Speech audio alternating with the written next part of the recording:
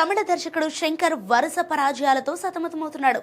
Game changer దెబ్బకు శంకర్తో cinema చేసే సాహసం ఏ హీరో చేయటం లేదు. కానీ శంకర్ మాత్రం తన కలల ప్రాజెక్ట్ అయిన వేల్పారి చిత్రాన్ని వెండి తెరపైకి తీసుకురావడానికి సన్నాహాలు చేస్తున్నారు.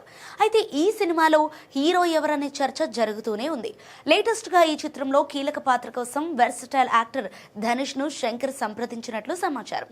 అయితే ఇప్పటికే ఈ ప్రాజెక్ట్ లో రణవీర్ సింగ్, చియాన్ విక్రమ్ వంటి స్టార్ హీరోల పేర్లు వినిపిస్తుండగా ఇప్పుడు ధనుష్ పేరు తోడవటంతో సినిమాపై అంచనాలు ఆకాశాన్ని తాకుతున్నాయి.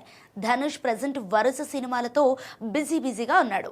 2026, 2027 వరకు ధనుష్ డైరీ పూర్తిగా నిండిపోయింది. సో శంకర్ వంటి దిగ్గజ దర్శకుడితో పనిచేయాలని ఎవరికైనా ఉంటుంది.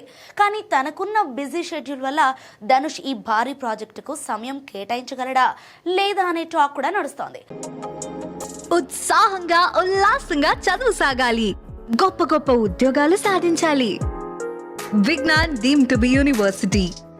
అయితే రీసెంట్ గా ధనుష్ కొత్త సినిమా D55 ప్రారంభోత్సవానికి శంకర్ హాజరు కావడంతో వీరిద్దరి మధ్య చర్చలు తుది దశకు చేరుకున్నాయని అభిమానులు భావిస్తున్నారు.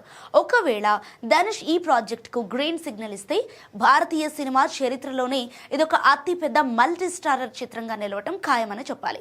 దర్శకుడు శంకర్ మాత్రం ఈ చిత్రాన్ని 3 భాగాలుగా భారీ బడ్జెట్ తో బిగ్గెస్ట్ మల్టీ స్టారర్ గా ప్లాన్ చేస్తున్నారు. మరి ఈ క్రేజీ ప్రాజెక్ట్ వర్కౌట్ అవుతుందా లేదో చూడాలి.